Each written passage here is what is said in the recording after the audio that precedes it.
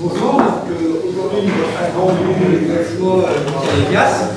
Pour ceux qui ne le connaissent pas encore, Michael Elias, c'est un de mes anciens étudiants. Ça fait maintenant 10 ans qu'on travaille ensemble. Dès sa première année, il est venu en stage. Après, donc, il a fait sa thèse. Durant sa thèse, il a fait une très bonne thèse avec plus de 11 publications. Il a notamment résolu la structure de la phosphotérase hyperthermostable, ce qui a permis ensuite de faire la biotechnologie dessus pour pouvoir l'évoluer pour la dégradation des agents neurotoxiques et des insecticides. Il a aussi travaillé sur les protéines DIN que vous connaissez, justement aussi sur le séquençage ab initio de cette protéine, et aussi sur une structure à très haute résolution que justement il a réutilisé, là on va en discuter, et a interprété le mécanisme de fixation du phosphate. Donc, quand il est parti en postdoc au Weizmann Institute, Michael Elias, et comme beaucoup d'étudiants, se sont dit j'ai envie de faire une très belle publication pour avoir le meilleur dossier. Et là, on va dire que l'astuce, c'est de partir sur un outil, une protéine qui diffractée à très haute résolution, à 0,8 angstrom, justement, vous allez voir, on peut voir les atomes d'hydrogène. Et il s'est posé une question fondamentale sur la discrimination du phosphate et de l'arsenate, puisqu'à l'époque, ça faisait débat suite à des travaux qui avaient été publiés par la NASA sur la vie extrême. Donc on voit là-dessus que ce travail, à partir d'un modèle à très haute résolution, a permis à la fois aussi bien d'expliquer des mécanismes chimiques, qui étaient inconnus jusqu'à maintenant, et aussi d'expliquer comment des bactéries, en milieu extrême, pouvaient survivre aux conditions riches en arsenal. Voilà. Donc maintenant, 23 publications, et j'espère qu'on va publier l'année prochaine. Voilà, merci Eric pour l'introduction, merci au laboratoire pour l'invitation, c'est toujours un plaisir d'être de retour à Marseille. Comme Eric l'a dit, je vais vous présenter aujourd'hui une partie de nos travaux qui concerne un transporteur à phosphate et qui nous a permis d'élucider le mécanisme d'extraction du phosphate à partir de milieux riches en arsenate. Donc l'arsenate, comme vous le savez, dans l'imaginaire collectif, c'est un poison, et à juste titre, parce qu'il a été utilisé pendant plusieurs siècles comme un poison de choix, notamment dans toutes les cours européennes. Son surnom, c'est le roi des poisons et le poison des rois. Il y a eu un certain nombre d'assassinats célèbres, peut-être même celui de Napoléon. De façon plus surprenante, l'arsenate était aussi utilisé dans les cosmétiques, dans les peintures, comme le colorant blanc, après se blanchir la peau notamment. En médecine, il paraît que c'était utilisé pour traiter les leucémies. Pour voir que ça pouvait marcher. Pour tuer les cellules cancéreuses avant de tuer les cellules saines. Et encore plus surprenant, c'était utilisé dans les bonbons comme colorant. Donc, apparemment, l'Académie de médecine s'en est aperçue à force d'intoxication répétée des enfants le jour du Nouvel An. À force de manger des bonbons colorés, ils se sont aperçus que c'était bizarre que les enfants tombaient malades. Et ils ont fini par interdire l'utilisation d'arsenic comme colorant blanc dans les bonbons. Ces deux ions, donc l'arsenate et le phosphate, je crois qu'en français on dit arseniate, mais ne m'en voulez pas si je dis arsenate, c'est le billet anglais. Donc l'arsenate et le phosphate sont des ions tout à fait similaires d'un point de vue physico-chimique, exceptionnellement similaires, d'une taille en volume qui est différente de seulement 4%. Des charges sur les atomes d'oxygène, ici nous en avons 4, ici l'atome de phosphore, ici l'atome d'arsenate, qui sont extrêmement similaires aussi, et par conséquent, les pK de ces oxygènes sont également quasi identiques. Ce qui fait que c'est un véritable challenge pour la vie de distinguer ces deux molécules. Une des caractéristiques majeures qui distingue ces deux composés est la stabilité relative des esters. Les esters de phosphate sont particulièrement stables. Tout le monde sait que la molécule d'ADN est une molécule particulièrement stable avec son squelette phosphodiester. Par contre, les esters d'arsenate sont environ 10 ordres de grandeur moins stables, c'est-à-dire qu'ils sont hydrolysés de façon instable. Qu'est-ce qui rend l'arsenate toxique? Qu'est-ce qui en fait un poison? En fait, il y a un certain nombre de raisons. Je ne vais pas m'étendre sur toutes les raisons, ce n'est pas le but aujourd'hui. Mais il y a une raison majeure qui est en fait le découplage du métabolisme énergétique de la cellule. Effectivement, ici, vous avez le schéma de la glycolyse. Et dans la glycolyse, vous avez notamment une enzyme qu'on appelle la glycéramide phosphate hydrogénase, la GAPDH, qui en fait va transformer le glycéramide 3-phosphate en 3-phosphoglycérate en utilisant du NAD et en utilisant un phosphate inorganique. Si cette enzyme est en présence de phosphate et d'arsenate, elle va utiliser l'un comme l'autre avec les mêmes constantes cinétiques. Elle sera incapable de faire le distinguo et elle va fabriquer en fait non pas du 1,3-phosphoglycérate mais du 1,3-arsénoglycérate qui va s'hydrolyser spontanément. Et donc on aura eu un turnover pour rien qui aura consommé de l'énergie. Donc on va découpler complètement le métabolisme énergétique, polluer la cellule et la cellule va finir par mourir. Alors vous avez la GAPDH qui est dans ce cas, qui est incapable de faire la distinction entre les deux, mais vous avez bien d'autres enzymes qui sont dans ce cas. En fait, toutes les enzymes et toutes les binding protéines qui ont été testées à ce jour sont incapables de distinguer parmi ces deux aliments. Donc vous avez dans le même registre la S-partacéniamide déhydrogénase qui va faire sa réaction d'estérification avec un phosphate ou avec un arsenate. Simplement avec l'arsenate, vous allez hydrolyser spontanément le produit, donc vous aurez un turnover. Et la même chose avec la purine phosphorylée. Et malgré cela, eh bien, il y a un certain nombre d'organismes qui sont capables de vivre et de prospérer même dans des niches qui sont particulièrement riches en arsenate.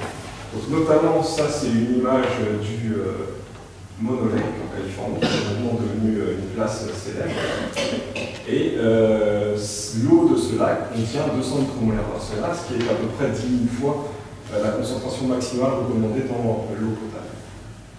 Il y a des organismes qui vivent dans cet environnement, notamment un organisme qui a été isolé récemment, qui s'appelle Alomonas GFAJ1.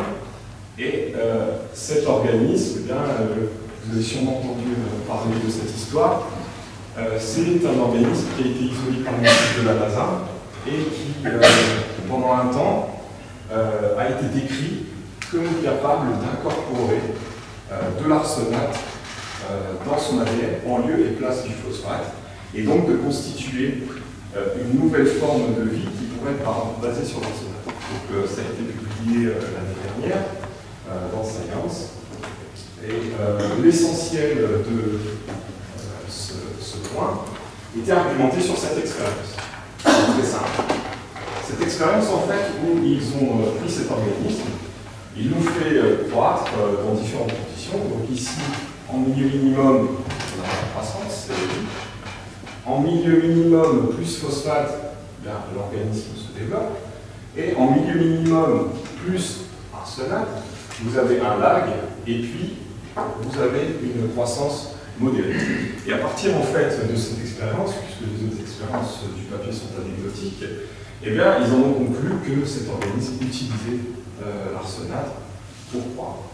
Or, il y a eu deux papiers cette année qui ont montré évidemment qu'il n'y avait aucune trace d'arsenate dans l'ADN, et effectivement que cet organisme, c'était un organisme qui était un extrémophile, extrêmement résistant à l'arsenate, mais qui utilisait bien du phosphate. J'ai oublié de vous préciser ici que dans ce lac, il y a 200 micromolaires d'arsenate et il y a 400 micromolaires de phosphate. Donc le phosphate n'est pas du tout un problème dans ce lac. Alors cette expérience qu'ils ont réalisée, elle est quand même intéressante parce que c'est pas très clair comment ça se fait qu'on observe cette croissance. Et c'est quelque chose que j'ai pu observer moi-même parce que j'ai réalisé cette expérience sur colis. Tout ça a déjà été publié il y a 1 ou 2 mois, on a été scoopé, mais on est capable de faire la même chose. C'est-à-dire qu'on prend colis, on le met en milieu minimum, on n'a pas de croissance. On prend colis, on le met en milieu minimum plus phosphate, on a de la croissance. On prend colis, on le met en milieu minimum plus arsenate, on a quelques doublements. Donc là, moi je me suis dit, il y a un problème. Là, soit j'ai une contamination en phosphate, soit il se passe quelque chose que je ne comprends pas.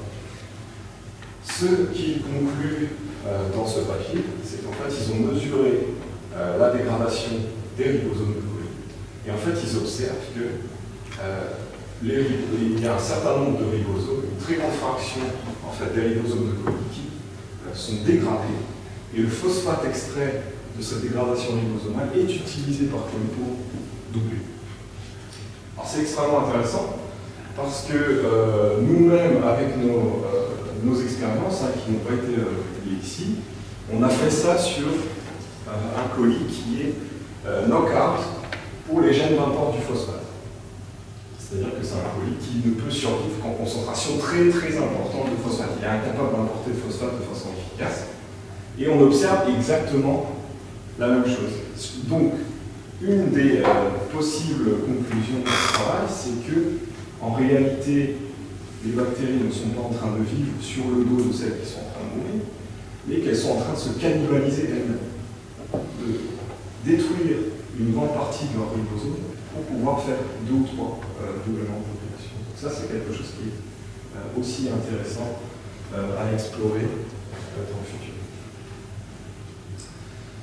Donc une des questions fondamentales qui subsiste après cette histoire de cet organisme de la NASA, c'est on a des organismes qui vivent dans des concentrations très élevées d'arsenate, mais on ne connaît aucune protéine capable de distinguer ces deux molécules. Donc la question c'est comment ces organismes font pour extraire le phosphate de leur environnement. Est-ce que les protéines sont capables de distinguer, ou est-ce que finalement la chimie des protéines est trop limitée pour pouvoir y arriver? Et si il y a une possibilité de discriminer, comment cela se passe? Quel en est le mécanisme? Donc je me suis intéressé à l'import de phosphate cellulaire. L'import de phosphate cellulaire il est réalisé par 2 grands types de transporteurs. Le premier qui est le transporteur PIT, qui est ubiquitaire, qui est un transporteur de haute vélocité et de faible affinité, qui est induit en présence de grandes concentrations de phosphate, réprimé en présence d'arsenate, parce qu'il est empoisonné par l'arsenate, il va finir par empoisonner l'arsenate.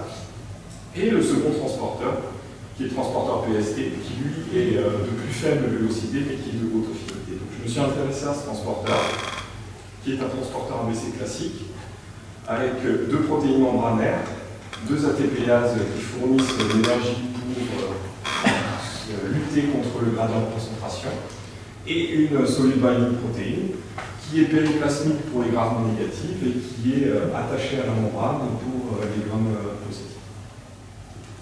Donc ici vous avez une structure du transporteur molybdate-tungstate qui, vous voyez, correspond assez bien au schéma et qui ressemble bien au transporteur de phosphate qui, lui, pour l'instant, n'est pas encore glissé.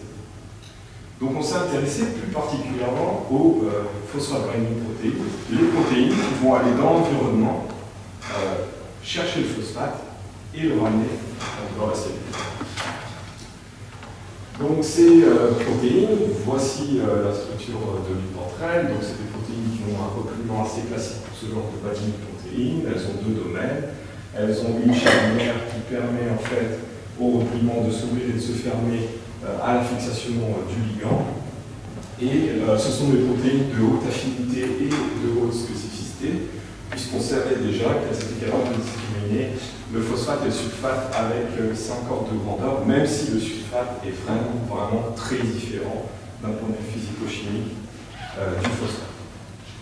Donc on a développé un test, un essai tout à fait simple, pour essayer de voir si ces protéines étaient capables de discriminer l'arsenate et le phosphate. Tout simplement, on a fait différents tests tubes. On a mis la protéine en présence d'une concentration constante de phosphate radioactif et en présence d'une concentration croissante d'arsenate. Donc dans la condition avec le phosphate radioactif et 0 arsenate, la protéine va fixer l'arsenate radioactif et on va avoir notre maximum de signal radioactif qui va correspondre à 0 remplacement. Lorsque l'on va avoir une très grande concentration d'arsenate par rapport au phosphate radioactif, l'arsenate va se fixer sur la protéine sera donc plus radioactive, on aura notre minimum de radioactivité ici, et on aura 100% de remplacement. Donc vous voyez ici que en X, vous avez l'excès d'arsenate sur la concentration de phosphate. Si j'ai 1 million de fois plus d'arsenate que de phosphate, eh bien ma protéine elle va être complètement fixée avec l'arsenate. Par contre, si j'ai une concentration équivalente d'arsenate et de phosphate, ma protéine elle est totalement fixée avec le phosphate. Et donc on va pouvoir titrer comme ça la spécificité de l'enzyme, et on s'aperçoit que le midpoint est en réalité d'environ 700 fois. C'est-à-dire que ces protéines, elles sont capables de discriminer le phosphate de l'arsenate d'un facteur environ 700. On s'est posé la question ensuite, est-ce que cette capacité qui est unique, hein, c'est la première protéine démontrée qui est capable de discriminer ces deux ions, est-ce que cette capacité, elle est répandue dans ces phosphoprotéines? Donc ici vous avez un arbre phylogénétique, et on a choisi deux phosphoprotéines d'organismes sensibles à l'arsenate. Ici c'est Escherichia coli et Pseudomonas fluorescens, et trois phosphoprotéines d'organismes résistants à l'arsenate. Donc vous avez Klebsiella parvicola ici et deux protéines d'Alomonas jeffreyi. Donc vous voyez déjà que les structures ici superposées montrent, malgré l'absence d'identité de séquence, des structures qui sont relativement similaires. Et par contre, lorsque vous examinez le site actif, eh bien ici vous voyez une conservation assez bonne des résidus impliqués dans la fixation, mais ici par exemple, eh bien, vous voyez qu'il y a un swap, il y a un échange. En fait, ici vous avez une sérine et dans d'autres protéines un aspartique, et ici vous avez une tréonine et dans d'autres protéines un aspartique. Donc vous pouvez avoir des variations dans le site actif, donc c'est d'autant plus intéressant de regarder si effectivement la fonction de sélectivité est conservée. Et effectivement, quand on fait cette expérience, on s'aperçoit que oui, toutes ces phosphoprotéines protéines sont capables de discriminer le phosphate et l'arsenate. Et lorsqu'on regarde ce graphe, on s'aperçoit qu'ici, on a 4 qui sont très resserrés. Et toutes ces protéines, en fait, sont capables de discriminer par un facteur supérieur à 500 fois. On s'aperçoit qu'il y en a une qui est différente des autres, qui est en fait ce qu'on a appelé PIP2, qui est le deuxième gène de Alomonas jeffreyi-1, qui, elle, est capable de discriminer encore beaucoup plus que toutes les autres. Elle discrimine environ 5000 fois, et on a pu vérifier ça aussi contre le sulfate. Elle discrimine aussi beaucoup plus que les autres pour le sulfate, mais aussi pour le monodate. Donc, une fois qu'on a pu montrer, ok, on a identifié ces protéines, elles sont capables de discriminer le sulfate. C'est probablement très important parce que c'est les protéines qui ramènent le phosphate à l'intérieur de la cellule. Donc on s'est intéressé, est-ce que finalement, ces protéines, elles sont bien fonctionnelles, elles sont bien exprimées, et elles sont régulées par les conditions du milieu. Donc c'est ce qu'on a pu montrer notamment pour jeffreyi-1. Et on a pu montrer ici, c'est des résultats de l'RT-PCR, donc on a pu montrer que cette protéine hautement discriminante, elle est effectivement réprimée en présence de haute concentration de phosphate. Ça c'est logique, puisque tout transporteur est réprimé en présence de haute concentration de phosphate, et c'est le transporteur de faible affinité qui prend le relais. Et en présence de faible concentration de phosphate, cette protéine est surexprimée, et on voit bien qu'elle est encore un peu plus surexprimée si on lui rajoute de l'arsenate. Ce qui est encore plus frappant en réalité, c'est de s'apercevoir que la discrimination que l'on a pu établir in vitro, qui est d'environ 5000 fois, est tout à fait proche de la discrimination que l'on a pu démontrer in vivo, c'est-à-dire le ratio réel arsenate-phosphate observé dans le cytoplasme de jeffreyi-1, ce qui suggère en réalité que le seul filtre cellulaire à l'import de l'arsenate dans la cellule, c'est bien ce système PST et ces phosphoprotéines. Donc pour comprendre le mécanisme moléculaire de cette discrimination qui est assez exceptionnelle, eh bien on est parti sur des études structurales. On a pu cristalliser l'une de ces PVP en présence de phosphate et en présence d'arsenate. Et dans un premier temps, on a résolu la structure à 1.4 Angstrom de résolution, qui est une résolution tout à fait bonne en en cristallographie des protéines, mais qui ne nous permettait pas de voir la moindre différence entre la structure fixée avec le phosphate et avec l'arsenate. Donc aucune différence à cette résolution. Donc on a essayé de creuser un peu plus et notamment d'obtenir des données de meilleure qualité.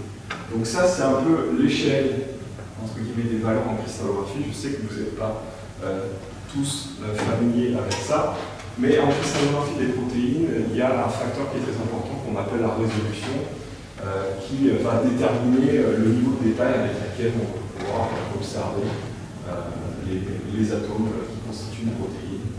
Et un des faits majeurs en cristallographie des protéines, c'est qu'à résolution standard, on est incapable de voir la position des atomes d'hydrogène, qui constituent la moitié à peu près en nombre des atomes d'une protéine. Mais à partir d'un certain seuil, à partir d'une certaine résolution qui est assez exceptionnelle, eh bien on peut voir ces atomes et qui vont nous permettre d'entrer vraiment dans un détail très fin chimiquement et très fin au point de vue interprétation de la fixation de l'eau. Donc on a eu la chance d'avoir des données de cette qualité pour les structures fixées avec le phosphate et pour les structures fixées avec l'arsenate. Donc voici à quoi ressemble en fait ce qu'on appelle une carte de densité électronique. Ça représente la localisation des électrons entre, donc si je traduis la localisation des électrons en termes plus clairs, ça représente la position des atomes. Donc ici vous avez notamment un acide aspartique, donc c'est un acide aminé. Ici vous avez un ion arsenate, on se voit assez bien.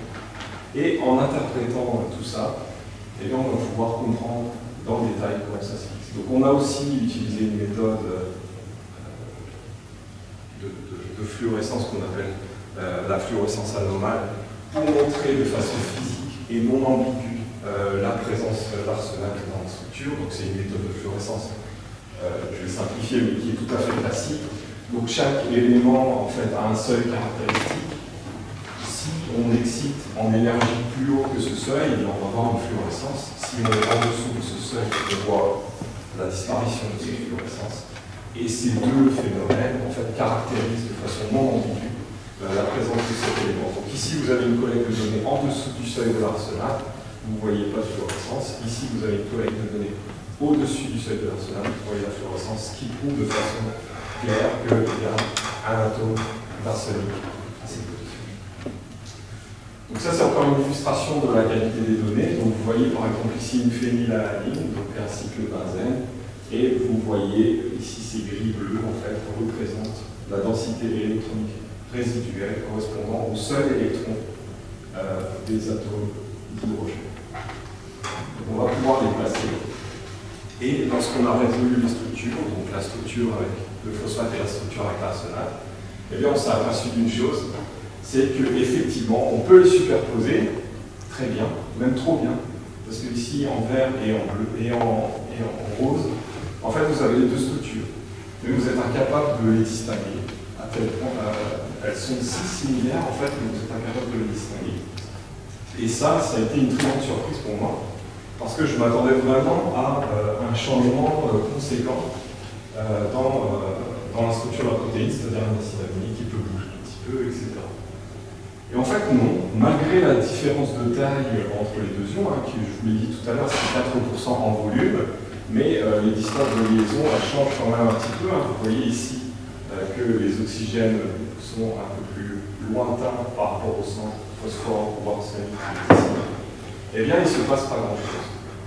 Donc, on a essayé de comprendre pourquoi il ne se passe rien, alors qu'on voit un effet de 3 ordres de grandeur d'un point de vue discrimination dans notre test tube. Donc, on a placé les hydrogènes, on a déterminé le mode de fixation de l'atome d'arsenate. On voit finalement qu'il est fixé par 11 liaisons hydrogènes, ce qui est assez énorme, il faut bien se rendre compte. 11 liaisons hydrogènes avec la protéine, plus une liaison courte, qui est tout à fait particulière, on en parlera un peu plus par la suite. Donc 12 liaisons hydrogènes en tout. Donc, une fois qu'on a déterminé en fait ce schéma, là, on a pu s'attaquer à des études un peu plus dans le détail. Donc, on a notamment essayé de muter certains résidus. pour abolir certaines interactions. Donc on s'est dit, bon, peut-être si on mute certains résidus, eh bien, la protéine va perdre sa capacité à discriminer les deux, ou ça va changer quelque chose, peut-être l'améliorer, on ne sait pas. Donc on a changé ce résidu-là, cette série, et on a changé ce résidu très haut. Et on a regardé ce qui se passait. Donc on a résolu les structures, et dans les structures, ici vous avez les structures du wild type, l'interaction normale avec la série, et puis finalement ici vous avez le mutant en vert. Ici il n'y a plus la sérine parce qu'on l'a mis en glycine, mais finalement ça a été remplacé par une molécule d'eau, le phosphate est toujours ici, la protéine n'a pas bougé, il ne s'est rien passé.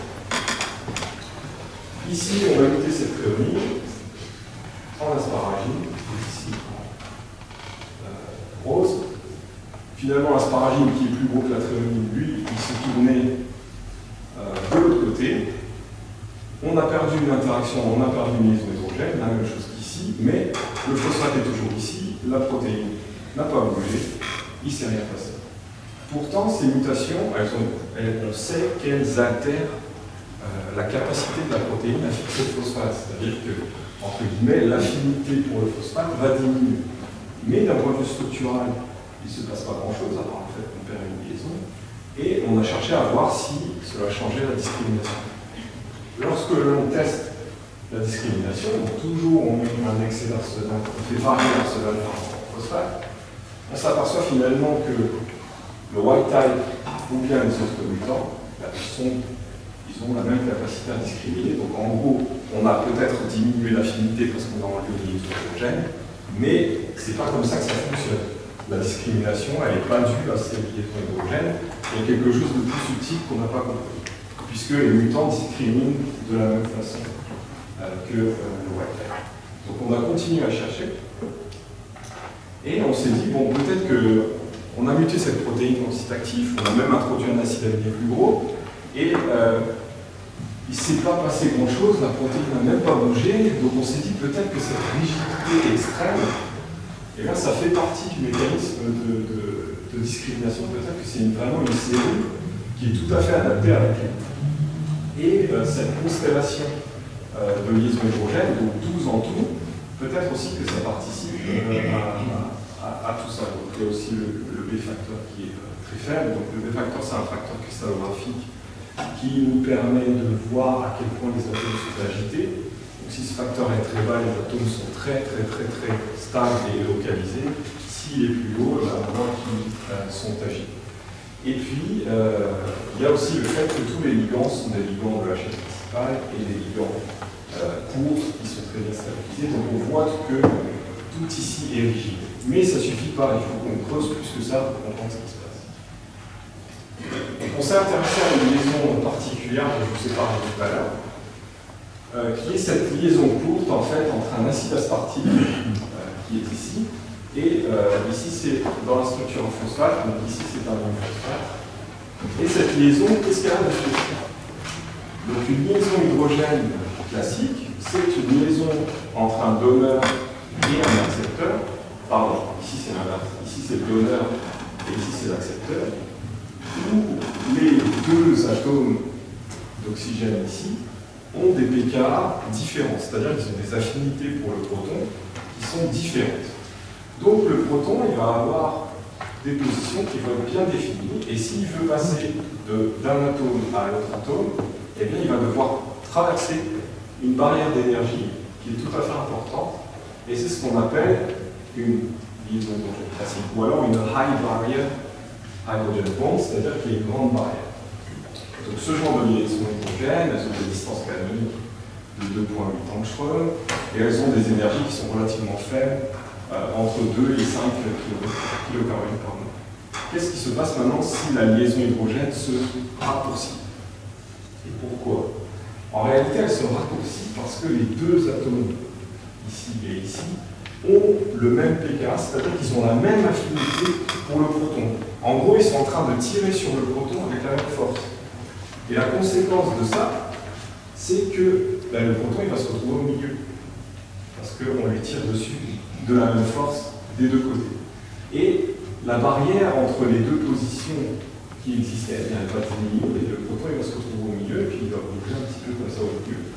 les deux atomes vont se rapprocher et on va se rapprocher d'un caractère global covalent.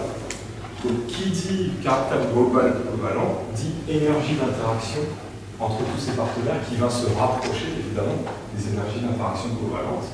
Et on peut, dans certains cas, sur certaines petites molécules, monter jusqu'à 50 kcal par mol pour ce genre d'interaction.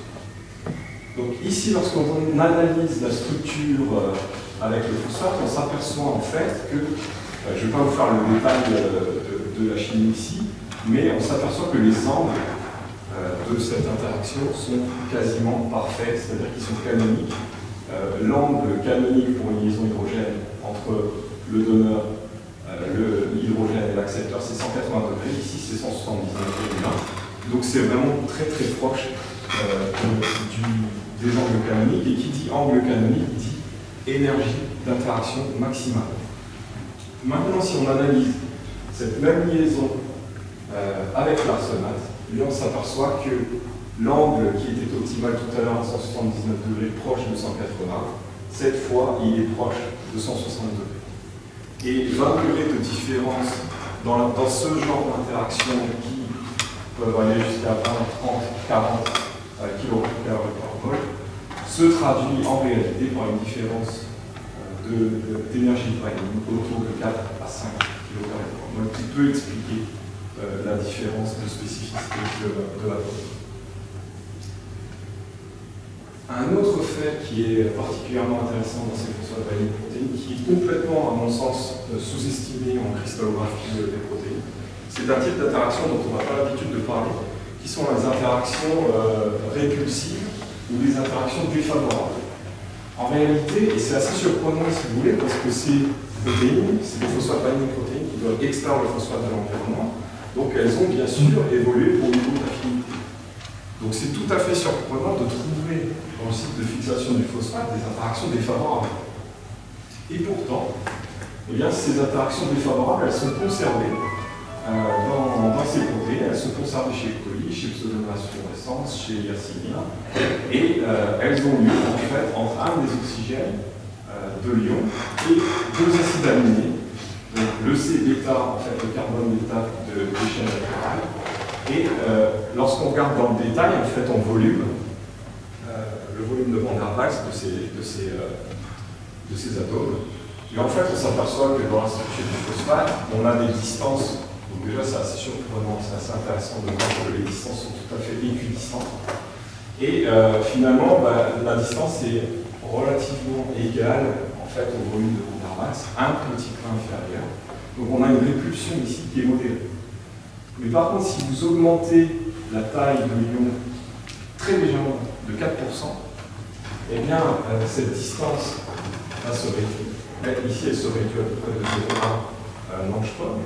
Mais par contre, la répulsion qui, elle, augmente de façon exponentielle, eh bien, va augmenter d'un facteur très, très considérable, même avec ce genre de différence très positive. Donc ici, on voit que la nature a choisi de conserver des interactions défavorables au dépens en fait, de la chimie de la protéine pour le phosphate, mais pour pouvoir exclure des ions plus gros que le phosphate. Donc on a cherché bien évidemment à vérifier tout ça, toutes ces interactions, toutes ces interprétations structurales, et notamment par des mutations. Donc on a muté l'aspartame dont je vous parlais tout à l'heure, qui est impliquée dans cette liaison hydrogène.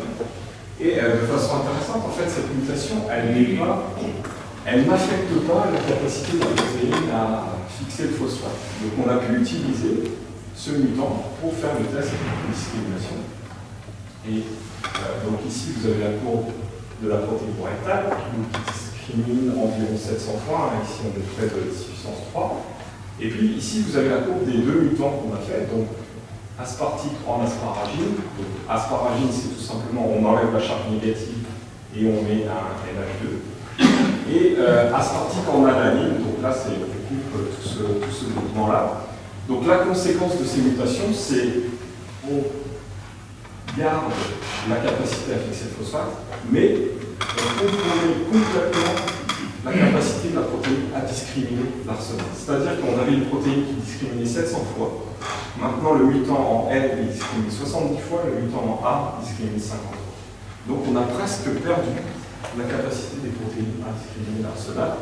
Et on voit la même chose sur une deuxième protéine. Ça c'est celle de poly, ça c'est celle de fluorescence. Donc on voit la même chose sur une deuxième protéine, la même tendance. On partait de 800 fois, on arrive à une discrimination de 200 fois. Donc on peut en tirer la conclusion suivante, c'est que l'énergie de liaison entre l'anion et ce résidu n'est pas dirigée pour l'affinité, mais est dirigée pour l'acétyl. On a fait le même genre d'expérience de mutation pour les deux résidus impliqués dans les contacts répulsifs dont je parlais, et on observe la même tendance. C'est-à-dire que si vous mutez cette alanine en glycine, c'est-à-dire on supprime la chaîne latérale, ça c'est le carbone bêta de la chaîne latérale, si on met une glycine ici, on n'a plus rien, on reste méthyle. Pareil ici pour cette leucine, si on met une glycine ici, on supprime toute la chaîne latérale, donc on va supprimer sélectivement en fait ces interactions. Donc ici vous avez encore une fois le white type en noir, et les deux mutants en vert et en bleu. Donc vous voyez une nouvelle fois que le white type discrimine 700 fois, et que les mutants discrimine environ 200 fois, donc on a perdu encore une fois, cette fois-ci ça a un effet qui est beaucoup plus léger, mais on a encore une fois perdu la capacité à discriminer l'arsenal. Donc en résumé, ce qu'on a pu voir dans ces travaux, c'est les différentes stratégies en fait utilisées par la nature pour atteindre un niveau de spécificité inégalé jusqu'à présent dans toutes les protéines identifiées ou même dans celles ingénierisées. La première des stratégies, c'est une incroyable rigidité. C'est-à-dire que la dernière fois que j'étais venu ici, je vous avais parlé que les enzymes, pour qu'elles aient un certain nombre d'activités enzymatiques, un large spectre, et bien un large spectre d'activité requiert une flexibilité conformationnelle. Et bien ici, c'est totalement l'opposé, c'est-à-dire que si vous voulez une extrême spécificité, et bien vous devez avoir une extrême rigidité. Rigidité qui transparaît avec les facteurs B qui sont très bas, les ligands qui sont les chaînes principales et des résidus, et puis l'immobilisation des anions par des contacts défavorables. Donc ça à mon sens, c'est une première dans les structures de protéines, l'interprétation des contacts défavorables comme une source de discrimination. Et puis, ce qui est important de voir, c'est que ces protéines, elles ont été designées pour avoir un site actif complexe, une constellation d'interactions, de 12 interactions. Ces 12 interactions, en réalité, elles orientent les petites différences existantes entre le phosphate et l'arsenal vers une liaison extrêmement spécifique qui est la low barrier hydrogen bond, cette liaison très très courte. Et ça peut se comprendre si vous voulez, parce qu'une énergie de liaison d'une liaison hétérogène classique, c'est aux alentours de, comme je vous ai dit tout à l'heure, de 2 à 5 kcal par mol. Donc si vous avez une distorsion dans une telle liaison, bien vous allez perdre 1 kcal par mol d'énergie de fixation. Mais maintenant, si vous avez un environnement qui va orienter toutes les différences vers une liaison qui est de très haute énergie, si vous perdez 10% de l'énergie d'interaction d'une liaison qui est de 20 kcal par mol, vous allez perdre 2 à 5 kcal par mol, ce qui va équivalent à 3 ordres de grandeur d'affinité. Donc en fait, toutes les différences sont orientées vers cette liaison de haute spécificité. Ce travail aussi, il nous a permis de montrer que bien que ces protéines soient des protéines de très haute affinité pour le phosphate, eh bien elles ont été aussi sous pression sélective pour maintenir la sélection. Tu peux prédire la rigidité du système de cette façon. Basé sur la séquence, c'est assez compliqué. C'est assez compliqué, je pense. Faire la dynamique moléculaire, je ne sais pas si ça marche. En dynamique moléculaire, oui,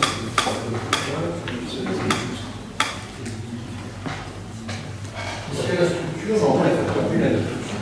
Voilà, avec la structure, c'est assez simple.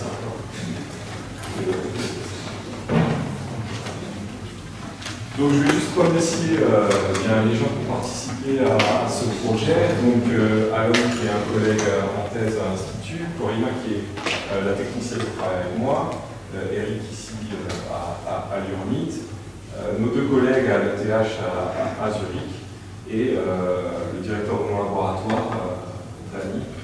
Et je vous remercie tous pour votre attention.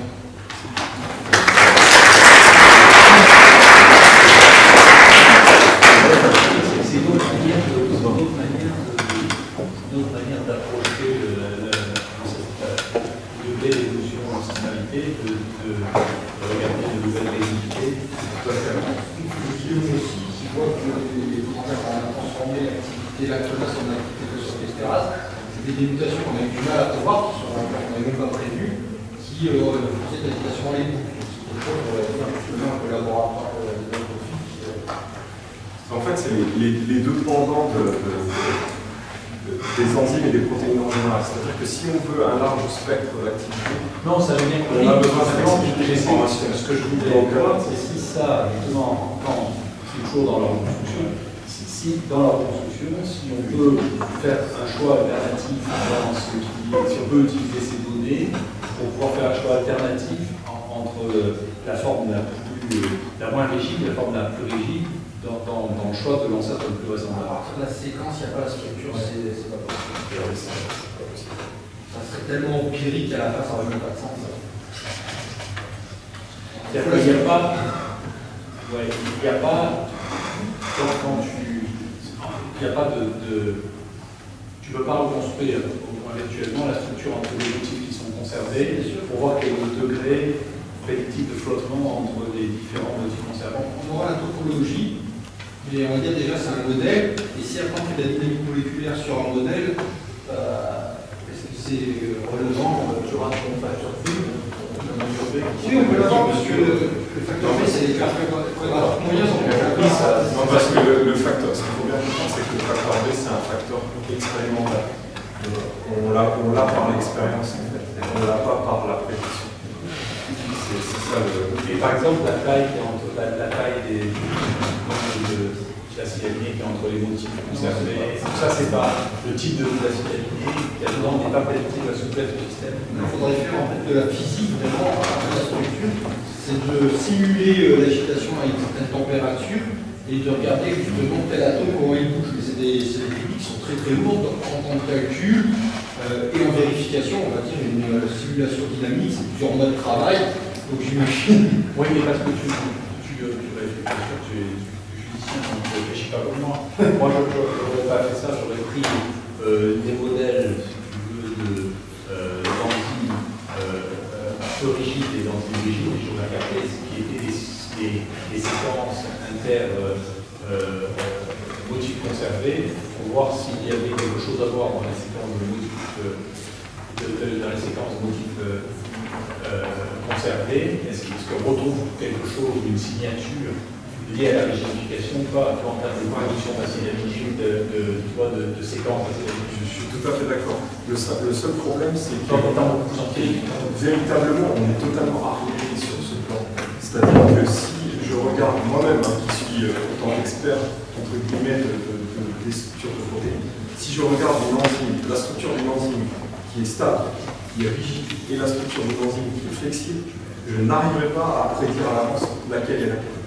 Parce que, encore une fois, moi je ne le prendrai pas dans ce sens. Je prendrai l'hypothèse qu'il y a quelque chose de commun à la rigidité et de découvrir de manière neutre, si tu veux, ce qu'il y a de commun à la rigidité, et ensuite de tester a posteriori pour savoir si l'hypothèse est là. Tu vois, une approche très empirique, pas du tout une approche physique. C'est que la séquence a une vision linéaire de proche voisin. Après, il faut voir que ça apprend en 3D, donc tel acide aminé. Non, mais j'ai compris. C'est pas ce que je dis. Toi, tu prédis qu'il n'y a rien, moi je dis qu'il faut regarder s'il n'y a pas quelque chose. C'est pas pareil, c'est vrai. Est-ce que tu n'as pas 7 acides aminés au lieu d'en avoir 5 pour les deux? Est-ce que tu n'as pas plus de tryptophane? Est-ce que tu n'as pas rien? Et empiriquement, si on regarde, est-ce qu'on trouve ou est-ce qu'on ne trouve pas des caractéristiques de ce Ce travail qui est connu pour la rigidité. en PCR, tu fais encore en analysant le composant principal, tu mets les rigides d'un côté et les souples de l'autre, et tu regardes s'il y a quelque chose parmi les éléments que tu es capable de déduire de la séquence qui permet de dire ben, celles qui sont souples, elles sont plutôt comme ça, qu'elles sont rigides, elles sont plutôt comme ça. Le souvent qui est publié là-dessus, c'est éventuellement pour les hyperthermostables avec des ponts salins de surface où on voit qu'on a un biais. Non, il y a bien des signatures qui existent, mais c'est vraiment archaïque. C'est vraiment. Même par exemple, quand on fait de l'évolution dirigée, ou des banques de mutations ancestrales qui sont pour la majorité stabilisatrices, on est vraiment arriéré, c'est-à-dire qu'on s'aperçoit que la mutation va être stabilisatrice après le temps. Oui, mais parce que je suis pas sûr qu'il y ait quelqu'un qui ait fait une analyse neutre, tu vois, comparative. Ça, je suis pas sûr. Tu vois, et que donc c'est parce qu'on cherche trop à comprendre avant d'observer. Tu vois ce que je veux dire? Et moi, ce qui manque, mais peut-être que je parle de choses que je connais ça, mais ça vient simplement d'avoir une observation neutre. Si tu veux, pour voir, attendez, c'est bien, on s'accorde des motifs fonctionnels, mais ce qu'il y a entre, est-ce que tout ça, il y a une. Tu vois, par exemple, moi, quand on a fait les trucs sur l'analyse du mode de vie microbien, si tu veux, on a regardé ça de manière neutre, on a eu d'énormes surprises sur l'analyse du mode de vie microbien. Après, de les intégrer dans l'histoire, de comprendre comment ça marche, et de vérifier biologiquement, parce que par hasard, on a vérifié biologiquement, c'est-à-dire que c'est, en réalité, le truc essentiel, c'est de la spécialisation cytocard et de bosons. On devient plus performant quand on diminue sa capacité traductionnelle. C'était pas intuitif. Peut-être que c'est aussi lié à ce qu'on observe là, que les bactéries qui débarquent de l'antiboson pour se spécialiser. Voilà. Moi j'ai une expérience notamment là-dessus, c'est d'essayer de faire des passages de colis avec des concentrations en phosphate décroissantes pour voir ce qui se passe, notamment d'un point de vue compétence en ribosome, mais aussi taille du génome. Si jamais elle se débarrasse des gènes. Nous, ce qu'on voit, c'est qu'elles font les deux. C'est-à-dire que ce qui se passe, c'est quand même c'était un peu intuitif parce qu'on a une bactérie avec les deux chromosomes. Quand on a nos carotins, c'est pas sur eux, on a testé le nombre de mutants, et donc sur les mutants rapides, il y avait 5 mutants rapides, dedans il y en avait au moins une vingtaine, il y avait un knockout qui est partie de l'ARN chromosomale, qui s'appelait sur le cortex, il y avait 5 coureurs vraiment très rapides, qui passaient de 7 jours à 1 jour en termes de vitesse de croissance, dont un qui avait localisé son CEDAS. Donc si tu veux, c'est un peu contre-intuitif de dire qu'en réalité c'est la spécialisation. C'est ça la surspécialisation, c'est de traduire tout ce qui est absolument nécessaire. C'est une perte de temps terrible de faire des protéines qui servent à rien sur le moment. Donc là, si tu veux, on l'avait prédit parce qu'on avait vu, on avait fait un papier avec Didier où on avait regardé tous les spécialistes, on avait vu qu'à chaque racine de spécialiste, il y avait un split d'opérosomal. De manière entièrement neutre, et bien entendu, on avait pensé que c'est une conséquence. On avait dit c'est parce qu'il a plus besoin, parce qu'il a moins besoin de gènes dans cette zone-là. Tu vois, on avait vu un phénomène lamarckien, on avait dit voilà, il n'a pas plus besoin, et finalement, il ne le répare pas. Et c'est pas ça, c'est séminal. C'est-à-dire qu'au contraire, elles deviennent spécialisées que parce qu'elles ont un knockout de l'autre. Et donc, c'est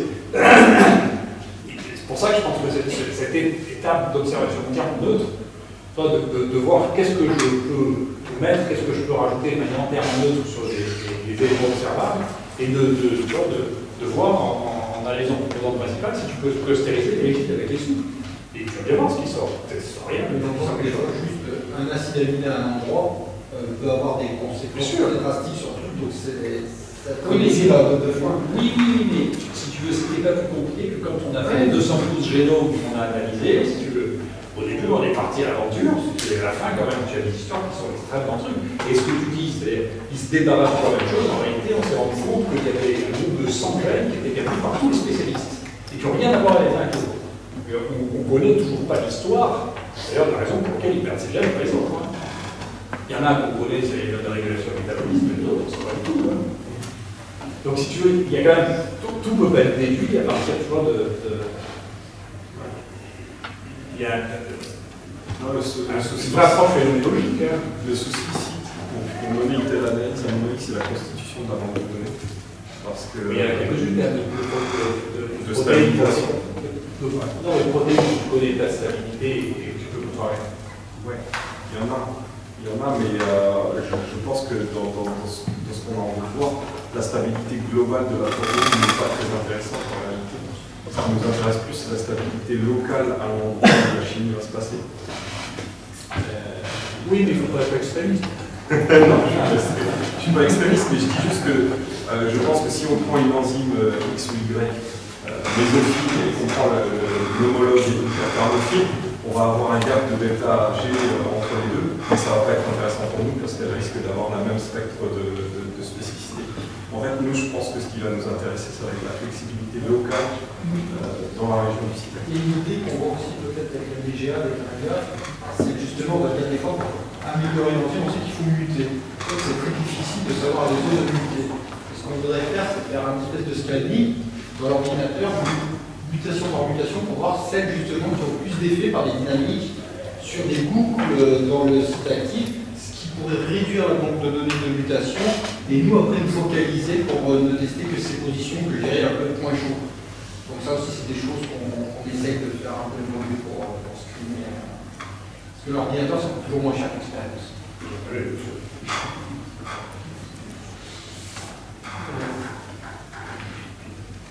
Très bien, merci encore.